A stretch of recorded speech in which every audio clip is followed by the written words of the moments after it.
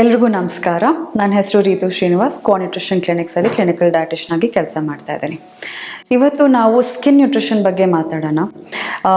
ಏನಂದರೆ ಇವತ್ತು ಸ್ಕಿನ್ ಅಂದರೆ ಎಲ್ಲರಿಗೂ ಏನನ್ಸುತ್ತೆ, ನಾವು ಮೇಲ್ಗಡೆ ಹಾಕೋ ಕ್ರೀಮ್ ಆಗಿರ್ಬೋದು, ಟ್ರೀಟ್ಮೆಂಟ್ ಆಗಿರ್ಬೋದು, ಇದರಿಂದ ನಮ್ಮ ಸ್ಕಿನ್ ಹೆಲ್ದಿ ಆಗಿರುತ್ತೆ, ಗ್ಲೋ ಇರುತ್ತೆ ಅಂತ ಅಂದ್ಕೊತೀವಿ.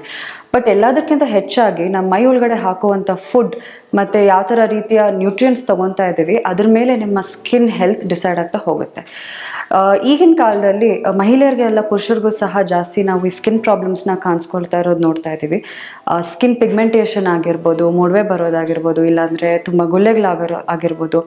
ಇದೆಲ್ಲ ಯಾವ ಕಾರಣದಿಂದ ಬರ್ತಾ ಇದೆ ಅಂದರೆ, ಮೇನ್ ಟಾಪ್ 5 ರೀಸನ್ಸ್ ನಾವು ಏನಕ್ಕೆ ಈ ಸಿಚುವೇಶನ್ ನೋಡ್ತಾ ಇದ್ದೀವಿ ಅಂದರೆ, ಒಂದು ಬಂದ್ಬಿಟ್ಟು ಪೊಲ್ಯೂಷನ್ ಅಂದರೆ ನಮಗೆ ಆಚೆಯಿಂದ ಬರುವಂಥ ಸ್ಮೋಕ್ ಮತ್ತು ಡಸ್ಟಿಂದಾಗಿ ಸ್ಕಿನ್ ಹೆಲ್ತ್ ಹಾಳಾಗ್ತಾ ಹೋಗ್ತಾ ಇದೆ. ಎರಡನೇದು ಸ್ಟ್ರೆಸ್.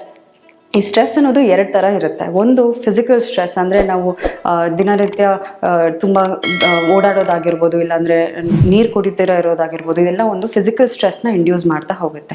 ಇನ್ನೊಂದು ಎಮೋಷ್ನಲ್ ಸ್ಟ್ರೆಸ್, ಅಂದರೆ ತುಂಬ ಯೋಚನೆ ಮಾಡೋದಾಗಿರ್ಬೋದು, ತುಂಬ ಕೋಪ ಮಾಡ್ಕೊಳ್ಳೋದು, ಆ್ಯಂಗರ್ ಮ್ಯಾನೇಜ್ಮೆಂಟ್ ಅಂತ ಏನು ಕರಿತೀವಿ, ಇದೆಲ್ಲ ನಮ್ಮ ಬಾಡಿಯಲ್ಲಿ ಸ್ವಲ್ಪ ಜಾಸ್ತಿ ಪ್ರಮಾಣದಲ್ಲಿದ್ದಾಗ ಎಮೋಷ್ನಲ್ ಸ್ಟ್ರೆಸ್ ಆಗಿ ಕನ್ವರ್ಟ್ ಆಗಿ ಅದು ಸ್ಕಿನ್ ಮೇಲೆ ಕಾಣಿಸ್ಕೊಳ್ಳುತ್ತೆ. ಮೂರನೇದು ಡಯಟ್ ಮತ್ತು ನೀರು. ಫುಡ್ ಯಾವ ಥರ ಕನ್ಸ್ಯೂಮ್ ಮಾಡ್ತಾ ಇದ್ದೀವಿ ಅನ್ನೋದ್ರ ಮೇಲೂ ಸಹ ನಮ್ಮ ಸ್ಕಿನ್ ಡಿಸೈಡ್ ಆಗ್ತಾ ಹೋಗುತ್ತೆ. ಇನ್ನು ಕೆಲವ್ರಿಗೆ ಯಾವುದೇ ರೀತಿಯ ಪ್ರಾಬ್ಲಮ್ ಇರೋದಿಲ್ಲ, ಅಂದರೆ ಎಲ್ಲ ರೀತಿಯ ಫುಡ್ ತೊಗೊತಾರೆ, ಜಿಡ್ಡಿನ ಅಂಶ ಇರೋವಂಥ ಫುಡ್ಡು, ಶುಗರ್ ಇರೋವಂಥ ಫುಡ್ಡು, ಇದೆಲ್ಲ ಕನ್ಸ್ಯೂಮ್ ಮಾಡೋರ್ಗೂ ಕೆಲವ್ರಿಗೆ ಸ್ಕಿನ್ ಚೆನ್ನಾಗಿರುತ್ತೆ. ಅದು ಯಾವ ರೀತಿಯ ಡಿಸೈಡ್ ಆಗುತ್ತೆ ಅಂದರೆ, ಅದು ಜೆನೆಟಿಕ್ಸ್ ಮೇಲೆ ಹೋಗುತ್ತೆ. ಕೆಲವ್ರಿಗೆ ಅವ್ರ ಜೆನೆಟಿಕ್ ಮೇಕಪ್ಪಲ್ಲೇ, ಅಂದರೆ ಅವ್ರ ಅಪ್ಪ ಅಮ್ಮ ಆಗಿರ್ಬೋದು, ಇಲ್ಲಾಂದರೆ ಅವ್ರ ಫ್ಯಾಮ್ಲಿಯಲ್ಲಿ ಯಾರಿಗಾದ್ರೂ ಆ ಸ್ಕಿನ್ ಕಂಡೀಷನ್, ಸ್ಕಿನ್ ಪ್ರಾಬ್ಲಮ್ಸ್ ಇಲ್ಲ ಅಂದರೆ ಆ ಜೆನೆಟಿಕಲಿ ಅವ್ರಿಗೂ ಆ ಪ್ರಾಬ್ಲಮ್ಸ್ ಕಾಣಿಸ್ಕೊಂಡಿರ ಇರ್ಬೋದು, ರೈಟ್? ಸೊ ಇವಾಗ ನಾವು ಟಾಪ್ 5 ಫುಡ್ಸ್, ಅಂದರೆ ಏನೇನು ಮಾಡ್ಬೋದು ನಮ್ಮ ಸ್ಕಿನ್, ಮೈ ಒಳಗಡೆ ಏನು ಹಾಕ್ಕೊಳ್ಬೋದು ನಮ್ಮ ಸ್ಕಿನ್ ಚೆನ್ನಾಗಿರೋದಕ್ಕೆ ಅಂತ ನೋಡ್ತಾ ಹೋಗೋಣ. ಫಸ್ಟ್ ಒನ್ ಬಂದ್ಬಿಟ್ಟು, ಬೆಳಿಗ್ಗೆ ಎದ್ದ ತಕ್ಷಣ ನೀರು ಕುಡಿಯೋದು. ಅಂದರೆ 2ರಿಂದ 1 ಗ್ಲಾಸ್ ನೀರು, 250 ml ಇಂದ 500 ml ನೀರು ಕುಡಿಯೋದ್ರಿಂದ ನಮ್ಮ ಬಾಡಿಯಲ್ಲಿ ಆಗಿರುವಂಥ ಡಿಹೈಡ್ರೇಷನ್, ಅಂದರೆ ರಾತ್ರಿಯಲ್ಲೇ ನೀರಿಲ್ಲದೆ ಇರೋದ್ರಿಂದ ಮೈಯಲ್ಲಿ ಡಿಹೈಡ್ರೇಷನ್ ಜಾಸ್ತಿ ಇರುತ್ತೆ. ಬೆಳಿಗ್ಗೆ ಎದ್ದಾಗ 500 ml ನೀರು ಕುಡಿಯೋದ್ರಿಂದ ಮೈಗೆ ಸ್ವಲ್ಪ ನೀರಿನ ಅಂಶ ಕ್ವಾಂಟಿಟಿ ಹೆಚ್ಚಾದಾಗ ಸ್ಕಿನ್ ಗ್ಲೋಯಿಂಗ್ ಆಗಿರುತ್ತೆ ಮತ್ತು ದಿನನಿತ್ಯ ಒಂದು ಯೂತ್ಫುಲ್ ಗ್ಲೋ ಇರುತ್ತೆ, ರೈಟ್? ಸೊ ಪಾಯಿಂಟ್ ನಂಬರ್ 2 ಬಂದು, ಒಂದು ವೈಟಮಿನ್ ಸಿ ರಿಚ್ ಫುಡ್, ಅಂದರೆ ನಿಂಬೆಹಣ್ಣಲ್ಲಿ ನಮಗೆ highest amount of vitamin C content ಇರುತ್ತೆ. ಸೊ ನೀರಲ್ಲಿ ಒಂದು ಅರ್ಧ ನಿಂಬೆಹಣ್ಣು ಹಾಕೋದ್ರಿಂದ ಅದರ ರಸ ಏನಿರುತ್ತೆ ಅದು ವೈಟಮಿನ್ ಸಿ ಕಂಟೆಂಟ್ ಇನ್ಕ್ರೀಸ್ ಮಾಡುತ್ತೆ. ಸೊ ವೈಟಮಿನ್ ಸಿ ಕೊಲಾಜನ್ ಬೂಸ್ಟ್ ಮಾಡುತ್ತೆ ಬಾಡಿಯಲ್ಲಿ. ಕೊಲಾಜನ್ ಅನ್ನೋದೇನು? ಕೊಲಾಜನ್ ಅನ್ನೋದು ಒಂದು ಸ್ಕಿನ್ ಪ್ರೋಟೀನ್. ಸ್ಕಿನ್ ಅಂದರೆ ಮಾತ್ರ ಅಲ್ಲ, ಅದು ಹೇರ್ ಮತ್ತು ನಮ್ಮ ಉಗುರಲ್ಲೂ ಸಹ ಕೊಲಾಜನ್ ಕಂಟೆಂಟ್ ಇರುತ್ತೆ. ಸೊ ಕೊಲಾಜನ್ ಮೈಯಲ್ಲಿ ಕಡಿಮೆ ಆಗ್ತಾ ಹೋಗುತ್ತೆ. ನಮಗೆ ಒಂದು 25 ದಾಟಾದಮೇಲೆ ಕೊಲಾಜನ್ ಕಂಟೆಂಟ್ ಬಾಡಿಯಲ್ಲಿ ಕಡಿಮೆ ಆಗ್ತಾ ಹೋಗುತ್ತೆ. ಸೊ ಈ ಕೊಲಾಜನ್ನ ಬೂಸ್ಟ್ ಮಾಡೋದು one of the most important mineral ಇಲ್ಲ ವೈಟಮಿನ್ ಅಂದರೆ ನಮಗೆ ವೈಟಮಿನ್ ಸಿ. ಸೊ ನಿಂಬೆ ಹಣ್ಣಲ್ಲಿ ನಮಗೆ ಹೈಯೆಸ್ಟ್ ವೈಟಮಿನ್ ಸಿ ಕಂಟೆಂಟ್ ಇರೋದ್ರಿಂದ, ಪ್ಲಸ್ ಅದು ಈಸಿಯಾಗಿ ಎಲ್ಲರಿಗೂ ಸಿಗೋದ್ರಿಂದ, ಎಲ್ಲರ ಮನೇಲೂ ಇರೋದ್ರಿಂದಾಗಿ, ಗ್ಲಾಸಲ್ಲಿ ಒಂದು ಉಗುರು ಬೆಚ್ಚಿರೋವಂಥ ನೀರು ಗ್ಲಾಸಲ್ಲಿ ಅರ್ಧ ನಿಂಬೆಹಣ್ಣು ರಸನ ಹಾಕ್ಕೊಂಡು ಬೆಳಗ್ಗೆ ಹೊತ್ತು ಸೇವಿಸೋದ್ರಿಂದ ದಿನನಿತ್ಯ ನಿಮಗೆ ವೈಟಮಿನ್ ಸಿ ಕಂಟೆಂಟ್ ಏನು ಬೇಕೋ ಅದು ನಿಮ್ಗೆ ಒಂದು ಗ್ಲಾಸಲ್ಲಿ ಬೆಳಗ್ಗೆ ಹೊತ್ತು ಸಿಗುತ್ತೆ. ಪಾಯಿಂಟ್ ನಂಬರ್ 2 ಬಂದು, ನಿಮಗೆ ಇಲ್ಲ ಯಾವುದಾದ್ರೂ ತರಕಾರಿ, ನಿಮಗೆ ಮೇಯ್ನಾಗಿ ಹಸಿ ತರಕಾರಿ ತೊಗೊಳೋದ್ರಿಂದ, ಕುಕುಂಬರ್ ಆಗಿರ್ಬೋದು, ಬೀಟ್ರೂಟ್ ಆಗಿರ್ಬೋದು, ಇದ್ರ ಜೊತೆಗೆ ಸ್ವಲ್ಪ ಶುಂಠಿ, ಈ 3 ಥರ ಜ್ಯೂಸ್ನ ಮಾಡ್ಕೊಂಡು ಕುಡಿಯೋದ್ರಿಂದನೂ ಸಹ ನಿಮ್ಮ ಸ್ಕಿನ್ ಹೆಲ್ತ್ ಹೆಚ್ಚಾಗ್ತಾ ಹೋಗುತ್ತೆ. ಸೊ ಏನು ಮಾಡ್ಬೋದು, ಕೆಲವ್ರು ಏನು ಮಾಡ್ತಾರೆ, ಬೀಟ್ರೂಟ್ ಜ್ಯೂಸ್ ಮಾಡಿದಾಗ ಅದನ್ನು ಕಂಪ್ಲೀಟಾಗಿ ಫೈಬರ್ ಎಲ್ಲ ತೆಗೆದ್ಬಿಡ್ತಾರೆ, ಅಂದರೆ ಫಿಲ್ಟರ್ ಮಾಡಿದಾಗ ಅದರಲ್ಲಿರೋವಂಥ ನಾರಿನಂಶ ಕಂಟೆಂಟ್ ಹೋಗ್ಬಿಡುತ್ತೆ. ಸೊ ಈ ನಾರಿನಂಶ ಇರೋದ್ರಿಂದ ನಮ್ಮ ಸ್ಕಿನ್ ಇನ್ನೂ ಚೆನ್ನಾಗಿ ಗ್ಲೋ ಬರುತ್ತೆ. ಸೊ ಏನು ಮಾಡ್ಬೋದು ಅಂದರೆ, ಫಿಲ್ಟರ್ ಮಾಡೋ ಬದಲು ಅದ್ರ 50% ರಫೇಜ್ ಇಲ್ಲ ಫೈಬರ್ ಏನು ಫಿಲ್ಟರ್ ಮಾಡ್ತೀರಾ ಅದು ವಾಪಸ್ ಜ್ಯೂಸ್ಗೆ ಹಾಕ್ಕೊಳ್ಳಿ. ಅದಕ್ಕಿಂತ ಒಳ್ಳೇದೇನೆಂದರೆ, ಅದನ್ನು ಕಟ್ ಮಾಡಿ ಹಸಿ ತರಕಾರಿ ನೀವು ಊಟ ಮಾಡೋ ಟೈಮಲ್ಲಿ 1 ಕಪ್ ಸ್ಯಾಲೆಡ್ ಥರ ತೊಗೊಳ್ಬೋದು. ಅದಕ್ಕೆ ಒಂದು ಅರ್ಧ ನಿಂಬೆಹಣ್ಣು ಹಾಕ್ಕೊಂಡ್ರೆ ಮತ್ತೆ ನಿಮಗೆ ವೈಟಮಿನ್ ಸಿ ಕಂಟೆಂಟ್ ಹೆಚ್ಚಾಗ್ತಾ ಹೋಗುತ್ತೆ. ಸೊ ನಮಗೆ ಕುಕುಂಬರಲ್ಲಿ ಮೇಜರ್ ಆಗಿ ನಮಗೆ ನೀರಿನಂಶ ಇರೋದ್ರಿಂದ, ಸೊ ಅದು ಡಿಹೈಡ್ರೇಷನ್ಗೆ ಹೆಲ್ಪ್ ಆಗುತ್ತೆ. ಪ್ಲಸ್ ಅದರಲ್ಲೂ ಸಹ ನಮಗೆ ವೈಟಮಿನ್ ಸಿ ಮತ್ತು ಸಿಲಿಕಾ ಕಂಟೆಂಟ್ ಅಂತ ಸಿಗುತ್ತೆ.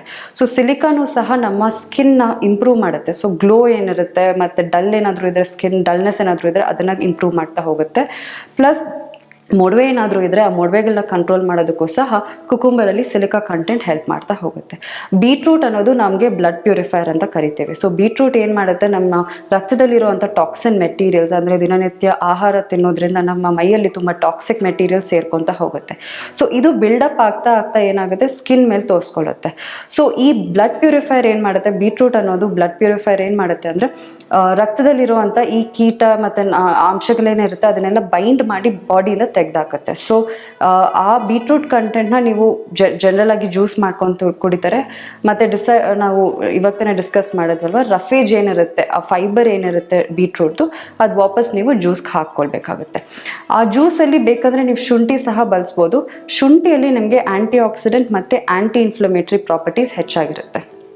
ಸೊ ವೈಟಮಿನ್ ಸಿ ಮತ್ತು ವೈಟಮಿನ್ ಇವಾಗ ಬ್ಲಡ್ ಪ್ಯೂರಿಫೈಯರ್ ಅಂತ ಏನು ಕರೆದ್ವಿ, ವೈಟಮಿನ್ ಕೆ ಬೀಟ್ರೂಟಲ್ಲಿ ಇರೋದ್ರಿಂದ, ಮತ್ತು ಈ ಶುಂಠಿಯಲ್ಲಿ ಆ್ಯಂಟಿ ಆಕ್ಸಿಡೆಂಟ್ ಪ್ರಾಪರ್ಟೀಸ್ ಏನು ಮಾಡುತ್ತೆ, ಬ್ಯಾಕ್ಟೀರಿಯಾ ಏನಾದರೂ ಇದ್ದರೆ ಮೈಯಲ್ಲಿ, ಅಂದರೆ ಆ್ಯಂಟಿ ಬ್ಯಾಕ್ಟೀರಿಯಲ್ ಅಂತ ಕರಿತೀವಿ ಶುಂಠಿನ.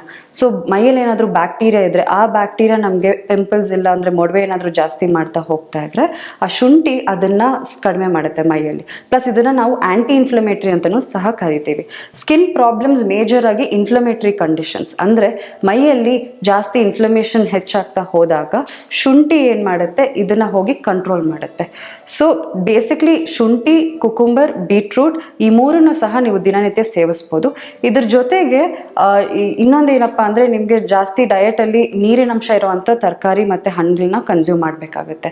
ಸೊ ಯಾವ್ದ್ಯಾವುದು ಇದು ಅಂದರೆ, ಒಂದು ಬಂದು ಟೊಮೆಟೊ, ಇನ್ನೊಂದು ನಮಗೆ ಎಲ್ಲ ರೀತಿಯ ಕುಂಬಳಕಾಯಿನಲ್ಲೂ ಸಹ ನಮಗೆ ಜಾಸ್ತಿ ನೀರಿನ ಅಂಶ ಇರುತ್ತೆ. ಮತ್ತು ಎಲ್ಲ ಗಾಡ್ ಬೇಸ್ಡ್ ವೆಜಿಟೇಬಲ್ಸ್ ಅಂತ ಏನು ಕರಿತೀವಿ, ಹೀರೆಕಾಯಿ ಆಗಿರ್ಬೋದು, ಮತ್ತು ನುಗ್ಗೆ ಸೊಪ್ಪಲ್ಲೂ ಸಹ ನಮಗೆ ಜಾಸ್ತಿ ವೈಟಮಿನ್ಸ್ ಇರೋದ್ರಿಂದ ಅದನ್ನು ಸಹ ತಗೊಳ್ಬೋದು ದಿನನಿತ್ಯ ಆಹಾರದಲ್ಲಿ. ಸೊ ಈ ಎಲ್ಲದನ್ನು ಮ್ಯಾನೇಜ್ ಮಾಡ್ತಾ ಹೋದಾಗ, ನಿಮ್ಮ ಡಯಟ್ ಕರೆಕ್ಟ್ ಮಾಡ್ತಾ ಮಾಡ್ತಾ ಅದ್ರ ಜೊತೆಗೆ ನೀವು ಮಾಡುವಂಥ ವ್ಯಾಯಾಮ ಆಗಿರ್ಬೋದು, ನಿದ್ದೆ ಚೆನ್ನಾಗಿ ಮಾಡ್ದಿರ ಇದ್ದರೆ, ಇದನ್ನೆಲ್ಲ ಸಹ ನೀವು ಕರೆಕ್ಟ್ ಮಾಡ್ತಾ ಹೋದಾಗ ಸ್ಕಿನ್ ಅನ್ನೋದು ಒಂದು 3 months ಟೈಮಲ್ಲಿ ಸ್ವಲ್ಪ ಇಂಪ್ರೂವ್ ಆಗ್ತಾ ಹೋಗುತ್ತೆ.